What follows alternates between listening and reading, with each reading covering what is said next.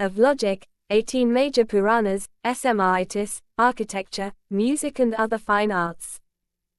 The mathas at Belagami, Kupachur, and Bandavapura were famous during this period. Distinguished scholars were selected as professors in these mathas. The mathas also played an important part in the cultural life of the people. Language and literature. Prakrit, Sanskrit and Kannada languages were cultivated during this period. Prakrit was given the prominent place and the early inscriptions of the Kadambas are in Prakrit. From the 4th and 5th centuries AD, Sanskrit began to gain prominence.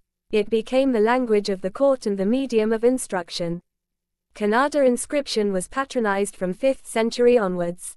Halmidi inscription assigned to the 5th century AD is the earliest Kannada inscription discovered so far. But Sanskrit was not neglected by the scholars and inscriptions were continued to be composed in Sanskrit. Literary talents were not lacking in the period becomes evident from the inscriptions. But we have no reference to the poets who flourished in the Kadamba kingdom. Art and architecture. Monuments of the Kadamba period are few and far between for a dynasty which ruled for about 3 centuries. The only 3 examples that have come down to us are the Jaina Basadi and Kalsvara temple at Halasi and the Pranavsvara temple at Talagunda. The Jaina Basadi of Pranavsvara temple follow the Dvi Kuta plan and consist of a Garbhagriha and Sakhanasi, while the Kalsvara temple has an additional cell in Mukha Mantapa. Based on the primitive structural design of the Satavahanas, this Jaina temple was built by Mrugashivarma.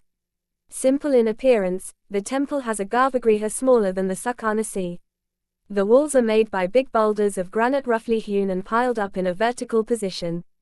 This shows that the builders were beginners in the art of building construction. The Pranavsvara temple at Talagunda shows some improvement from the earlier examples. M.H. Krishna considers this Shiva temple as the first among the early temples of South India. The stone masonry in this temple bears a certain refinement as the stones are cut smoothly. The monolithic pillars, which are either square or cylindrical, have no base nor abacus, but are ornamented with geometrical designs.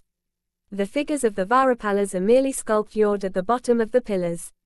The lintels of the doorway are carved with floral designs and on the dedicatory block is the image of Ganesha. In the middle of the Garbhagriha is the presiding deity of the temple, the Pranavsvara in Lingafram, the family deity of the Satavahanas and the Kadambas. The temple is said to have been rebuilt by Prabhavati, queen of Mrugashivarma, and her son Ravivarma. The Kalsvara temple is in the Trikuta plan with a Garbhagriha, Sakhanasi and Mukha Mantapa. That the designers were beginning to aim at aesthetic quality becomes evident from the novel method they followed in pillar designs. The shaft is divided into cubical and octagonal sections. Maurice thinks that they were most likely crowned by the Kadambas.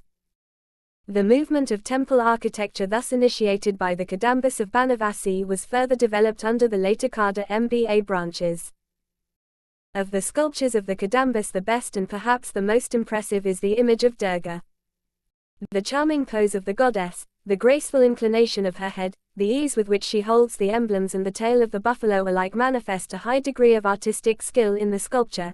21 The goddess is represented in a dynamic pose as if killing the buffalo, indicating that artist had mastered the technique of stone cutting.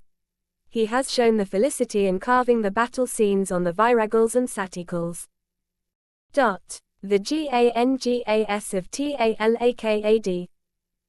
Of the ancient dynasties of South India, writes M.V. Krishna Rao, the Gangas were one of the most illustrious who ruled over the greater part of the Mysore country, then known by the well-nigh forgotten name Gangavadi, which survives only in the designation of a community of Mysore people known to this day as the Gangadeka Vokalagas.